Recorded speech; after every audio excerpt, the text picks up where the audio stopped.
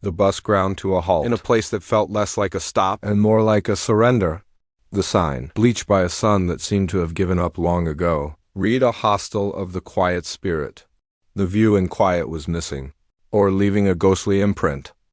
Hostel of the quiet spirit. It felt more accurate. The building was a hulking silhouette of peeling and boarded-up windows, the Victorian monstrosity that slumped against the gloomy sky, as if ashamed of its own existence.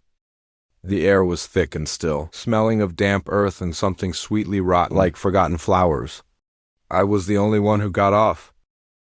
The other passengers, a handful of weary souls, avoided my eyes as the bus doors hissed and shut. It rumbled away, leaving me in a silence so profound I could hear the blood pulsing in my ears. The man at the front desk was named Elias.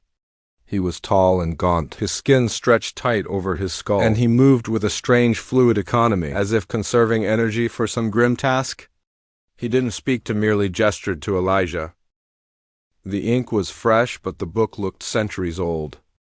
"Room 7, he finally whispered, his voice like dry leaves skittering across stone. He handed me a heavy iron key as cold as a grave.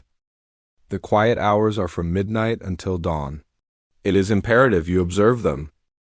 No matter what you hear, you do not leave your room, you do not answer the door." Room 7 was at the end of a long, crooked hallway where the floral wallpaper had darkened with mildew, and the patterns twisting into screaming faces. If I stared too long, the room itself was a cell. An arrow caught a splintered washstand and a single, grimy window overlooking a choked, overgrown garden. The lock on the door was substantial, a heavy bolt that slid home with a satisfying thud. I felt a flicker of relief.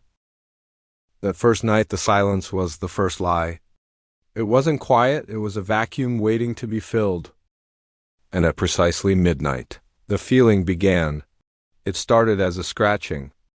A faint, persistent sound from the other side of my door, like a dog wanting to be let in. I lay rigid, the lass's warning echoing in my head. The scratching gave way to a soft, a wet dragging sound, as if something heavy and moist was being pulled down the hole. Then came the whispers. Not from one person, but from many. A chorus of hushed, frantic voices, just below the threshold of comprehension. They seemed to come from the walls themselves, seeping through the plaster. I clamped my hands over my ears, but it was useless. The whispers were inside my head now, pleading, arguing or sobbing.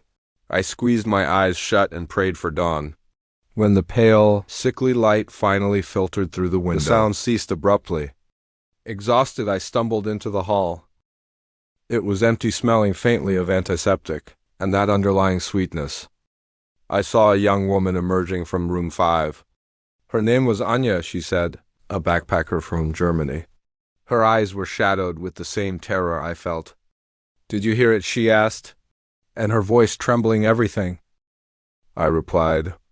We found Elias in the common room, dusting a collection of porcelain dolls that stared with vacant, glassy eyes. He didn't look up as we approached. "What is this place?" Anya demanded, her fear turning to anger. "What was that last night?" Elias paused his dusting. "This is a hostel," he said calmly. "And last night was the quiet hours. The residents respect the silence. You will do well to do the same." "Residents? What residents?" I pressed. He finally turned his hollow gaze on me. "The ones who never checked out." That second night, the horror took shape. The whispers were clearer, more focused. I heard my name, spoken in a child's sing-song voice from the hallway, then a knock soft and polite. "On my door, let me in." A woman's voice pleaded, dripping with false warmth. "I'm so cold," I shoved my face into the thin pillow. The bolt on the door feeling flimsy and insignificant. The worst was the breathing. Suddenly, right by my ear, from the empty space next to my cot, came the sound of ragged asthmatic breathing. I could feel a cold spot radiating from the emptiness. I whimpered, curling into a ball as the breathing grew louder, closer until I felt a phantom weight depress the edge of the mattress. The next morning, Vanya was gone. Her room was empty, her backpack still on the bed unopened. Elias merely shrugged when I confronted him, his face a mask of indifference. "She must have left Ali," People do, but she hadn't left. I knew it, the hostel had taken her. The third night I broke the rule. Desperation had eroded my sanity. The whispers were no longer outside. They were in the room with me, a cacophony of lost voices. The air grew frigid. The locked door began to rattle, not from someone trying to get in, but from something on the inside trying to get out. And then I saw them faint. At first like smoke, then solidifying into terrible clarity. A pale woman in a soaked nightgown, water pulling at her feet. A man with a grotesquely twisted neck, his eyes wide with panic. A child at its form flickering, hiding its face. They were not hostile. They were trapped. Their whispers weren't threats, they were confessions, stories of how they came to be here, forever guests of the hostel. They were dead, quiet spirits, not peaceful but silenced. Their eternal punishment was to relive their final, terrified moments every night, their energy feeding this horrible place. Anya was among them now, her new ghostly form looking at me with desperate, pleading eyes. They began to drift towards me, not to harm me, but to pull me into their collective misery, to make me one of them, to fill the vacancy in room 7 for good. I screamed and threw myself at the door, to fumbling with a heavy bolt. I burst into the hallway, which was now endless, the funhouse, mirror reflection of doors and rotting wallpaper. The spectral residence flowed after me, a tide of anguish. I ran past room 5, past room 6, but the hallway stretched on the front desk, an impossible distance away. I don't know how I made it out.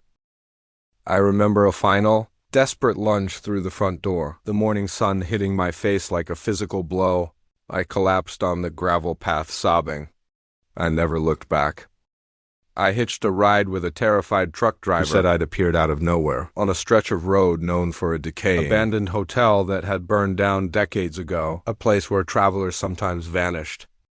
But sometimes in the dead of night, I wake up to the faint scent of rotten flowers, and if the house is perfectly still, I can hear it that faint, a desperate scratching at my bedroom door, because I have a terrible feeling.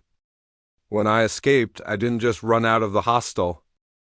I think I left the door to room 7 unlocked, and something followed me out.